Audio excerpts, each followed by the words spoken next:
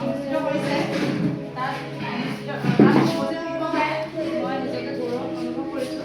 আৰু আজিৰ যি চিত্ৰাংকন প্ৰতিযোগিতা, নৃত্য গীতৰ প্ৰতিযোগিতা, এইখিনি যে কৰিছে সৌৰভলৈ বহুত বহুত ধন্যবাদ জনাইছোঁ। কিয়নো মই বেলেগৰ কথা নকয় বাৰু, আমাৰ গাঁৱত যিসকল ল'ৰা ছোৱালী আছিল তেওঁলোকে ছবি বা নৃত্য সেইবোৰ একেবাৰে পিছপৰি আছিল।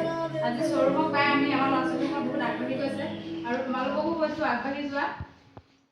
অকল লিখা পঢ়া জানিলেই নহয়, কলা সংস্কৃতিয়ে জাতীয় জীৱন আৰু ছাত্ৰ ছাত্ৰীৰ মানৱীয়তা উৎসৱৰ সাধন কৰে। যি ছাত্ৰ ছাত্ৰীয়ে কলা সংস্কৃতি খেলা ধূলা নেজানে লিখা পঢ়াও বহুত কষ্ট তেনেকুৱা সমাজত সদায় আগস্থান পায়।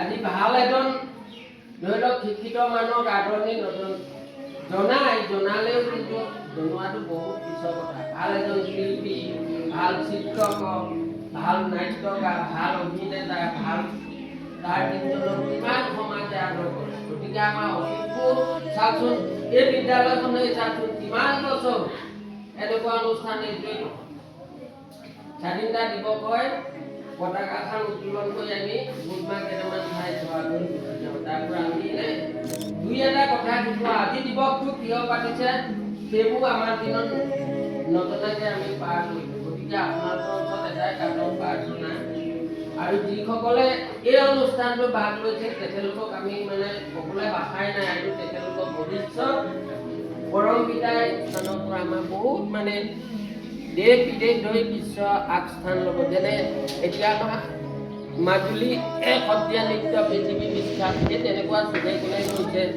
গতিকে সকলোকে নমস্কাৰ জনাইছোঁ। এই অনুষ্ঠানলৈ যাতে ছাত্ৰ ছাত্ৰী আগবঢ়াই আনিবৰ কাৰণে আৰু আপোনালোকৰ বিষয়ে কামনা কৰি